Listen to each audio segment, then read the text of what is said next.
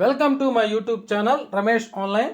AP ప్రభుత్వం ప్రకటించిన సంక్రాంతి కానుకలు ఉద్యోగులకేనా లేక పెన్షనర్లకా, ఎవరికి ఎంత మేర లబ్ధి, ఆ వివరాల గురించి ఒకసారి మనం ఈ వీడియోలో తెలుసుకునే ముందుగా ఫ్రెండ్స్, ఎవరైనా ఫస్ట్ టైం మన ఛానల్ని విజిట్ చేసినట్లయితే తప్పకుండా సబ్స్క్రైబ్ చేసుకోండి. అదేవిధంగా వీడియో మీకు నచ్చినట్లయితే ఒక లైక్ చేసి మన మిత్రులందరికీ షేర్ చేస్తారని ఆశిస్తూ, ఇక విషయానికి వచ్చినట్లయితే ఏపీ ప్రభుత్వ సంక్రాంతి వరాలు 6,700 కోట్లు, పలు రకాల బకాయిలు చెల్లింపు, ముఖ్యమంత్రి చంద్రబాబు నిర్ణయం, చెల్లిస్తున్న మొత్తాల గురించి మనం ఇప్పుడు తెలుసుకుందాం.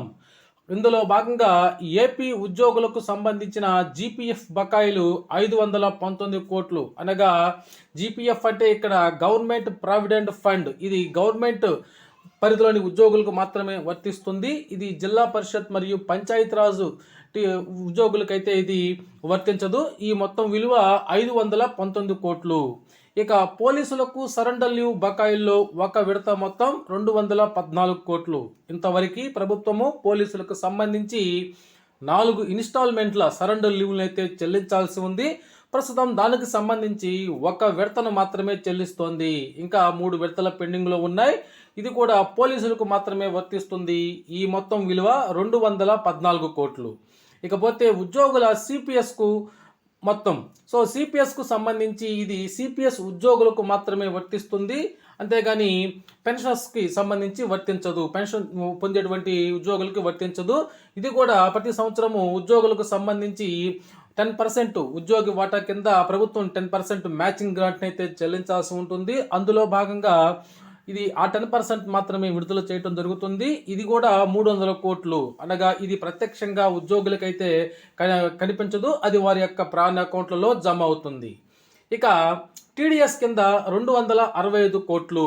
ఇది టీడీఎస్ చెల్లించినటువంటి ఉద్యోగులకు మాత్రమే వర్తిస్తుంది. ఇది 265 కోట్లు. ఇవన్నీ కలిపి ఏపీ ఉద్యోగులకు మొత్తం 1,300 కోట్లు బకాయిలు అయితే చెల్లించబోతున్నారు. అదేవిధంగా మనం చూసినట్లయితే ఉద్యోగులకు సంబంధించి ఇక్కడ ఎన్టీఆర్ వైద్య సేవకు 500 కోట్లు అయితే చెల్లించనున్నారు. ఇది మెడికల్ రీఎంబర్స్మెంట్కి అప్లై చేస్తున్నటువంటి ఉద్యోగులకి కొంతమేర లబ్ధి కలిగేటువంటి అవకాశం అయితే ఇక్కడ కనిపిస్తూ ఉంది. ఇది హాస్పిటల్లో వైద్య సేవకు వచ్చేసి 500 కోట్లు అయితే ఖర్చు చేయనున్నారు. అదేవిధంగా ఇక్కడ మనకి సంబంధించి ఏపీజీఎల్ఐ, అదేవిధంగా పెన్షన్స్కి బెనిఫిట్స్ ఏమీ లేవా అని చెప్పి అడుగుతూ ఉన్నారు.